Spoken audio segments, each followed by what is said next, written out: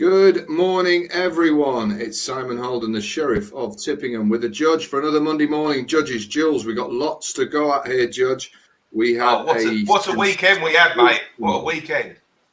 A sensational day at Cheltenham on Saturday, and that is going to feature very, very strongly here. And we got 5 horses to get in your tracker. 2 where I've got races at Cheltenham I think they'll go for, and I'll tell you what price they are as well for that now. So, Judge, it was a meeting that was in doubt, but it was on, thank God, and I think it lived up to expectations, didn't it? Oh, definitely, mate. I mean, there's some terrific racing, wasn't there? I mean, the handicaps didn't disappoint, and nor did the Grade 1s for that matter. So, I mean, there was some terrific racing, and some real pointers towards Cheltenham. Yeah. I'll let you kick off with your first one, mate, but you're certainly right. There was pointers aplenty. Yeah, they were. Speaking of Cheltenham, well, the first one ran at Cheltenham on the Saturday. I was very impressed with a horse in the old green and gold colours, Phoenix Way, the Harry Fry horse. I did tip him up. He ran an excellent race and finished 4th. But it was more the way the race was run. It was won by Il Redito, and the first 2 were in the first 2 all the way round, and the one that come third, the other one that come third was in the Precious Eleanor, wasn't it? Yeah, that was in the front rank as well throughout. This horse was held up second last throughout the race, and came through and made an absolute jolting mistake at the 10th, and you thought, well, that's definitely going to put him out the race, and he still managed to get into the places. He was well beaten 15 lengths, but that doesn't tell the full story for me. And I just think when it gets to the festival, they tend to go a little bit too fast in these races, whereas these races throughout the season, they seem to go a decent pace, but without going too fast. And I think this one would be lined up in them green and gold colours for a big race at the festival. And if it doesn't, it's already won at Ascot, a big handicap last year. So for me, Phoenix Way is the very first cab off the rank. He made a very bad mistake early as well, didn't he? He did. But it was the fact he wasn't detached last, but he must have been about how far he was beaten. He was that far behind early, and the first 2 were the first 2 throughout, and he just made them. He just coming into the race, and he made an absolute mistake at the top of the hill, and I thought that's him finished. And as they turned into the home straight, I had that brief moment. I thought, oh, he's closing on him here, but they went again, didn't they, from the front, and all he was going to do was come 3rd or 4th then. But I thought it was a really nice run, and we know these colours do tend to get them lined up for the festival, don't we? Definitely, yeah. I do think that was a very impressive performance in a race that was very strong form. I think it'll work out to be very strong form. Phoenix Way, huge eye catcher, and like you say, I'm sure JP has already mapped out where they're going to next time, and the yard's not been in the best of form. It's just turning the corner, maybe. One to look out for in the spring festivals, definitely. Now, for my first one, I want us to go to the rescheduled Clarence House. Now, I don't want to bring any tears, Judge. You, of course, that was painful. By the HFC free club business. That's why I tell you all to get in HFC club. Look for the link below. Free content every day. And you were told on Saturday morning, bright and early, to get on Editor de Gite, who were just talking before we started recording. Niall Houlihan have been very, very loyal to him. And I think it may go down already, even though we're only in January, is one of the rides of the season. He just kept a little back, slowed it down. Everybody thought Editor de Gite would blast off, and he did. But he really down the back straight. Saved a bit, got some air in its lungs, kept a bit, and when Edward Stone came at him, he went again and got back up. Sensational race. We hoped it was going to be a great one, but it's not my eye catcher. I mean, that's plain to see. Edward Stone himself has now gone clear favourite for the Champion Chase. In Ergamine, who was the subject of a bet of 350,000 and 325,000. Which I wonder if they had some affordability checks, Si. Well, I don't know how you pass that, do you? If you can. It wasn't said they were from the same person. I mean, who knows? No. Who knows? There you go. But it just shows you It went down at 4-9. So he's not my eye catcher. Although I did think Townend gave him a strange ride, a galloper like that, not letting him go. But yeah, I'm going to be a price led when it comes to the Queen Mother because at the moment, you know, because everyone's going to think that's a bad run. So I'll be interested to see what prices they are come the day. Because like you, he didn't jump very well either, did he, in Erjemi? It wasn't his fluent best. So, you know, I think it might. You can actually sort of like not forgive him one bad run. Do you know what I mean?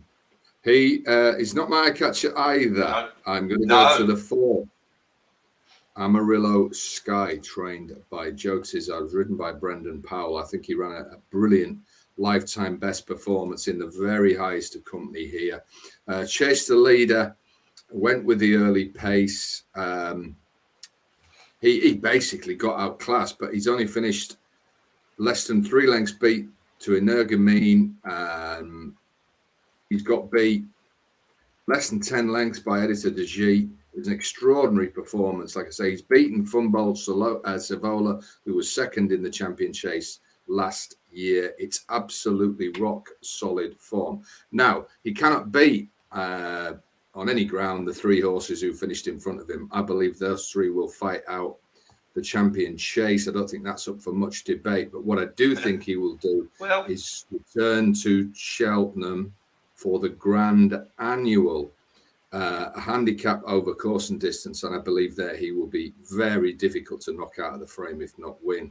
I'm very surprised to see you can get 16s, and that's a play for me. 16 Skybet, Paddy Power, Bet Victor, Coral Leisure, Ladbrokes, and Betfred. Now, interestingly, 5 places with Skybet, Hills, and Paddy Power. I think he's got a massive chance of winning, Judge. I think he should be about 7-8 to 1. I'd much rather see him go to a handicap and bully them off a big weight than take on those 3 again. Tizard's no mug. He's going to know he can't beat the 3 in front of him there. But surely he's going to be mega competitive in the Grand Annual. I think he's a knocking bet at 16s, and I wouldn't put anybody off getting stuck in now with the ultimate proviso, of course, that he may not show up on the day. But it's worth the risk at 16s. What do you think, Judge? Oh, yeah, I mean, that's the only thing is, I mean, I hope he only goes up 3 or 4 pounds because if he does, he's like you say, 16s is massive, I think, on that run. The only one I will throw in the mix is Blue Lord coming over. That's for the Queen Mother, getting back to the previous conversation. But for me, like you say, I mean, that is a really good price actually for the Grand Annual. That was a terrific run. They are like you say, they're going to be 3 of the first 4 you'd like to think come the Queen Mother Day, aren't they? And he's only just finished just behind them. But also, it's not just that. He's been progressive leading up to that. He's got plenty of course form, which is great. He's already won round there. So, no, there's no negatives for me, mate. He's just, the only negative I have, it's a stable. I find I can't get right very often, if you know what I mean. But I think he'll have it lined up for Cheltenham, that's for sure. I can't see any value. What other race can he run in? He can't run in the Queen Mother now, can he? He knows he can't win that, surely. Yeah. That's right. Yeah, that's my whole thinking that's why they've got to go the handicap route. I think it'd be very, very difficult to beat in that race. Amarillo Sky's proven on all ground, so we don't have to worry about that. So take the 16s now. He's my first. Right, Judge. Very nice. Yeah, I just like to go through the card a little bit, but I thought Stage Star's performance was pretty impressive in the handicap chase, novice handicap chase, and we were just talking a little while ago. You can get 16s for the 2 mile 4 race. I do think he's of some interest. It's unusual because obviously last year the English didn't even have a runner in that particular race. It's the Brown Advisory in at the 2 mile 4. I always get the 2 of them muddled up. No, it's not. It's the Turners. God, what's the matter with me? Yeah. I think he'll probably go in that. I can't see him running in the 3 miler. So the 2.5 mile race, I thought that was an excellent trial. There's quite horses that win that race quite often do well at the festival. It used to be in the handicap itself, but I wouldn't be too surprised. He's an each way price. I think he's 16s with bet 365 for the Turners, and I wouldn't put anyone off having a little look at that. But he's not my eye catcher, but I'd like to put it out there. My other eye catcher running the last race. I better get that right. The handicap hurdle on the 9 race card, and I've got to say, I think all 9 races were good for their own reasons, weren't they? I mean, it started, even the Triumph Hurdle Trial was a good race to start the card with. So, but I like the performance here of a horse called History Bear, because I actually had this down last year. He ran in this race last year and come third. And that was definitely a weaker renewal than this one. The winner, Hacker de Place, is well progressive, but the second, third, and sixth, Nelson, Picar, and My Eye, all running Grade 1 races last year, and they had quite a lot of sort of going forwards. They was well in front of their marks. And for this horse, if you had to watch the race again, he was, I think he was last turning into the home straight, and he was under the pump, but he stayed on strongly. Probably wants softer ground, although he has gone on good. But I kind of think there's a big field handicap in this horse, slightly lower grade. I can't see him winning at the festival, but I think there'll be a decent handicap in this horse. He's off the mark now. He can definitely win off. I mean, if you consider this, like I say, it's a Class 2 handicap, drop him into sort of Class 3, Class 4. There's definitely a race in this, and keep him in your notebooks. That's the Tom Simons History Bear. Yeah, like you, I thought it was very, very strong race indeed. On Saturday, the final race there, if you want to relive that, the 4:10. Yeah, you want to relive it. My second horse went in the 2:25, which was the Gold Cup Trial, the Cotswold Chase. Now, this was won by Hoist Senior, who last year I was praying they were going to run in the Gold Cup. He has come out this year and underperformed severely. I think the issue with the Hoist Senior for a Gold Cup, he's just as likely to turn up and run brilliant as he is to run out, land on the first fence, jump massively right-handed. He seems a complete screwball. Now, he got it together on Saturday. It was great to see for Lucinda Russell, who lost her father last week. Very poignant win. And, yeah, I still rate the horse, but I think what this had a couple of subplots. Sounds Russian ran a lifetime best in second for trainer Ruth Jefferson. Now, it was interesting that Protectorat, the 5-4 favourite, the second heavily backed favourite, that got stuffed on Saturday, as well as Inugamine. So the big rails guys that took on the two hot favourites of the day, they came away winning big. Dan Skelton did an interview on ITV before where he said he was happy, the horse was in great form, he thought it would win, blah, blah, blah, various other interviews. When the horse finished fourth, he came on and said he was really happy and he'd left loads to work on for the Gold Cup. So you worked that out, which interview was correct.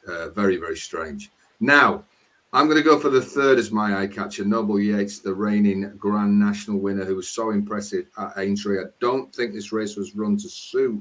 He was in the rear, he got badly outpaced, and he didn't get a chance to show that kick finish. Or when he did get going, it was way, way too late. He was getting after them at the end. And the key here, Judge, is the championship pace of a Gold Cup, I think, will be a stride quicker than this. Hoist Senior and Sounds Russian were up the front. It wasn't a breakneck gallop. It was quite steady the first circuit as Foxy really got Hoist Senior settled and in that gallop. When we get the other Irish horses over for the Gold Cup itself, it will be run a lot quicker than this. And I think Noble Yates will be able to lie up. And I think when they come around the bend, you'll see him flying like he was at the end here. But I don't think it'll be too late then. I thought he ran a really good Gold Cup trial for this. And I think the Mullins camp and the owners will be a lot happier with Noble Yates than Protectorat, despite what Dan Skelton was saying after. I actually think he enhanced his Gold Cup claims, even though he lost this particular race. Now, you can still get 8-1. And I do think the layers agree with me, Judge, because you can get 8-1 Noble Yates and you can get 14s on Ahoy Senior, who's beating fair and square in this race, 2.5 lengths. So I think as a Gold Cup trial, I'm much stronger on Noble Yates because he's proven he acts around Cheltenham. He just needs, for me, that championship pace at Gold Cup. And I think he could be quite tough to beat. I think 8-1 is more than fair. So he's my second eye catcher, Noble Yates, with one race in mind, the Gold Cup back here in March. Yes. Do you remember we previewed the race Noble Yates won the time before, didn't we? And I tipped up a Huey Senior at 2-1. Yeah. I'm glad. To be honest, I did keep the faith because just he was a silly price at 8-1. If you just, he's a sort of also, that fundamentally is the wrong price when he's a big price, and then when he's a short price, you want to be taking him on really on the whole. Exactly. Just and 50s for the Gold Cup was really an insult if you really just took a chance. I mean, like you, I probably wouldn't be too keen on him for the Gold Cup. But I think the key also with Noble Yates, the extra 2.5 furlongs of the Gold Cup. You got the 3 mile 2.5, like you say, the faster pace. For me, I agree with you. He did enhance his claims, and obviously we've got a big race coming up at the Dublin Racing Festival. Gallup de O'Neill, we got him running there, so we'll have a good idea then. What's going on, whether which one's going to be lining up for the Gold Cup, won't we? But I do think 8-1 is more than fair. I'd be quite happy to take anything from around about 6s on the day. I think he's a good, solid each way shout. He'd be hard to kick out the frame, you'd think, wouldn't you? And like I say, it's a good race because if you actually looked at the form line, Ahoy Senor beat Sounds Russian, beat Noble Yates, and if you looked at the previous race, they all run in the race at Aintree the time before, and that's why I thought Dashel Drasher was a good bet in the next race. And for me, he ran a good race too, and he enhanced the form by finishing second in the Cleve Hurdle in the next race. So all the form was leading to that, and it's solid form, mate. So I think it's a solid run. I can't work out what to make out of Protectorat. He has come third in the Gold Cup. If you, I suppose you wouldn't really be too put off. You've got to let these horses have one slightly below Rutten, haven't you? Otherwise, you'd always back the favourite every single time, wouldn't you? You would, but when he's heavily backed and he's said to be A1. Yeah. But like I say, I suppose if he turned up on the day, for argument's sake, and he went out to a silly price, you'd go, well, you take a chance, wouldn't you? But if he's the same price as Noble Yates, I'd rather be on Noble Yates. Yeah, so, no, I'm not. I'm saying that before the race, he's A1, and that's right. And then apparently he was blowing afterwards, wasn't he? Oh, well, I know what I've got to do for its next run. So one of them's got to be wrong, hasn't it? Yeah. So for me, Noble Yates is a horse to come out of that Gold Cup wise. No, definitely a good shout, mate. Both of them are good, solid shouts. 8-1. Right, Judge, bring us on with your final jewel of the week. I always go slightly left field with because I thought I could easily have another Cheltenham one. There was loads to choose from, wasn't there? There's some real eye catchers in behind. But I went on Friday. There was a little novice hurdle at Doncaster. So let's see what time race it was on Friday. And this was humongous eye catcher. I haven't actually seen a novice hurdler given a more, I think, handicap qualifying ride than this. It was the 2:05 at Doncaster on Friday. The race was won by Storming Home, beat Gaelic Park. And they had the race between them, if you were watching the race, had the race between them from about 3 out all the way home. If you watch in behind, they're like the run of Gentle Frank. I mean, it was interesting, let's say. And I think with the beauty of hindsight, I think he would have gone close to winning myself. And I really think this could get a really nice mark. The Henry Oliver horse. He's run 3 RPRs in the low 100s. I wonder if the handicapper might have been hoodwinked enough to give him slightly more than the 180 run there. But this horse is going to be very well handicapped if he gets a mark around 110 or below. He'll definitely be very well handicapped for me. And like I say, watch it back. I think, to me, it was the eye catcher of the week. I know people were kicking off about a ride on the all-weather, I think, on Engelbert, which really was quite an interesting run. Yes, he was playing a tune on that. But for me, this was the biggest eye catcher of the week. Watch it back and see what you think. So my final one is Gentle Frank. I think the other interesting about race, I think the front two are useful, which makes this an even stronger eye catcher, because I think that's decent form for that grade. And you're right, the front two went at it, and he sort of hands and heels had a little spectator. It was a bit where there was a huge gap, and he went behind one of the horses. And he was like, and then as they come to the jump, he moved back out and then jumped. He just made sure he was a little bit further behind than he needed to be. Not that I'm casting any aspersions at all, but I'm sure it's all above board. Allegedly. Yeah. So Gentle Frank, in a race, I think it'll turn out to be decent form. Yeah, I do. I think the first two are solid yardsticks. Yeah. So we've got 3 from the judge, Phoenix Way for the green and gold. Look out for that. Coming to a festival handicap near you soon. Gentle Frank, Yes. going to be well handicapped after an interesting, quiet ride. And History Bearer for Tom Simons, who maybe needs to ease in grey, but judge thinks there's a decent handicap in what ran in a very, very strong heat at Cheltenham. Yes. On Saturday, and I have got Noble Yates, who I think is a knocking bet at 8-1 now for the Gold Cup. And I have also got Amarillo Sky, who I can't believe he's 16-1 for the Grand Annual, which is like the perfect race for him. So there you go, very, very busy Judges Duels. We've both got busy weeks. Look out for Judges Private Service. It's been going well. Can't complain, mate. It's so close to a really good weekend, but it still was a winning weekend. So it's winning weekend, hang in there, mate. Keep swinging, everybody. There's another big payday around the corner, I'm sure, with that for your members. And I had a 14-1 on Saturday with Editor de G, and all sorts of winners banging in left, right, and up the centre. So and you're unlucky with your horse on the one that we covered as well, weren't you? I think that probably should have won the race that we covered as well. Yes. Something Faye, want away Faye. Yeah, that's it. Stay away, Faye, wasn't it? Stay away, Faye. Yeah. Well, I think yes. We'll keep quiet. less said the better about that ride, I think. Yeah, so look out for that one. Maximilian beat us, which I didn't give him any chance. So I didn't fancy him, to be honest. No, I didn't. No. So we'll be back. Actually, no. Let's announce now. Judge, you will be at the Dublin Racing Festival this weekend. I will be, yes. I'm really looking forward to it. Yeah. Judge's Private Service, because the man himself will be live there. So I will be here on Friday looking at a big race. But I'm sure I will send one or two through to you so that you've got something. And I will announce what Judges as he's caught behind a pint of Guinness there at the Dublin Racing Festival. I look like a pint of Guinness in this, don't I? Black with a white top. Yeah, there you go. People may mistake him for one as he walks by. Yeah. So, have a great time there, mate. Keep banging the winners.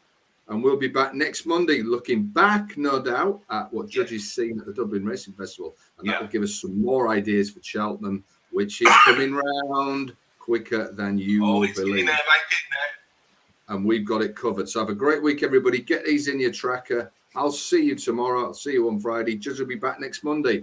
Good luck, mate. Have a great week. Have a great time out there. Thanks, mate. Be lucky. HOLDENS. Horses.